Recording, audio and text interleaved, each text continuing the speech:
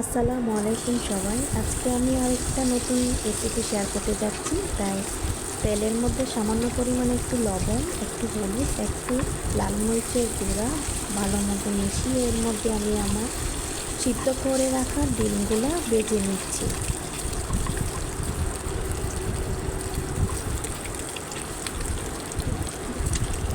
ভালো মতো ডিমগুলো আমার ভেজে নেওয়ার পরে উঠিয়ে নিচ্ছি।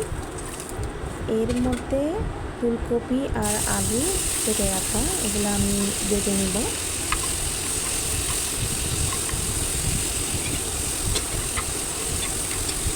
এই হলো আমার বেজে নেওয়া ডিম, ফুলকপি, আলু। প্রতিদিন তো আর মাছ মাংস দিয়ে ভাত খেতে ইচ্ছা করে না, তাই আজকে আরেকটা রেসিপি করলাম।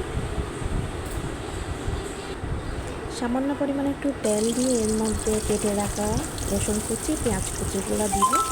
একটু নেড়ে ছেড়ে নিলাম। কাঁচামরিচ আর টমেটোগুলো দেওয়ার পরে একটু ভালো মতো নেড়ে ছেড়ে সফট হয়ে আসা পর্যন্ত অপেক্ষা করার পর হলুদের গুঁড়া, ধনিয়া গুঁড়া আর লাল মরিচের গুঁড়া দিয়ে সামান্য একটু পানি দিয়ে ভালো মতো কষিয়ে নিব।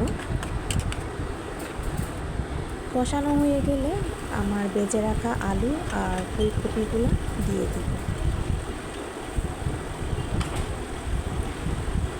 পানি দিয়ে ভালো মতো সিদ্ধ হয়ে আসা পর্যন্ত অপেক্ষা করব।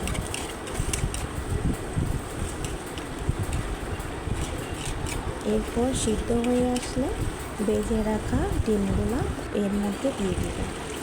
এরপর 2 মিনিট আর একটু জাল করে এরপর চুলা বন্ধ করে দিব।